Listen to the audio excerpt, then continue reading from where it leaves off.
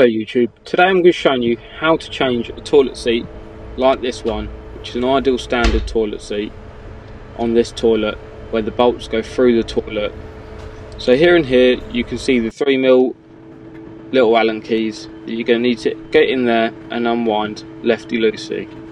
With them all the way wound out, you can even take them all the way out if you want. Just put them to one side and lift the toilet seat straight up like so.